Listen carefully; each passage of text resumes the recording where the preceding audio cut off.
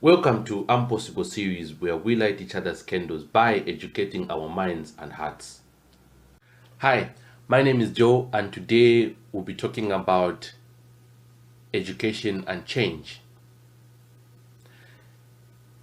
The word education originates from a Latin word called educare, which simply means to bring up or draw up.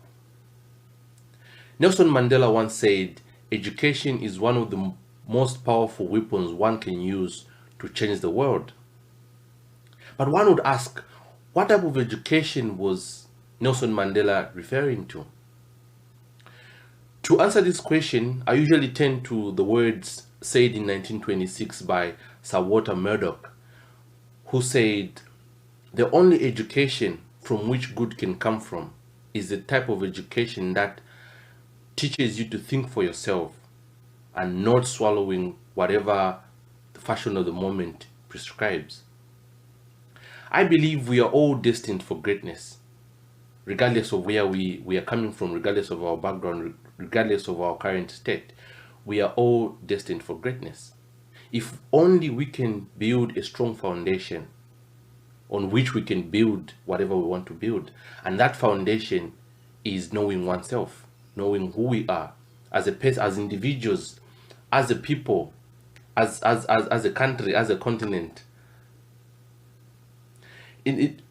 Lastly, in the words of Benjamin Franklin, who said, there are three hard things, extremely hard things in life. The first one being steel, the second one being a diamond, and the third one being knowing oneself.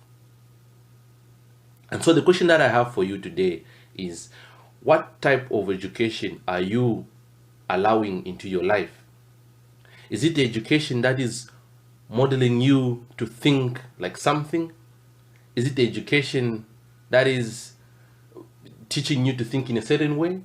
Or is it the education that is bringing out the good in you to the world and is allowing you to think for yourself as an individual?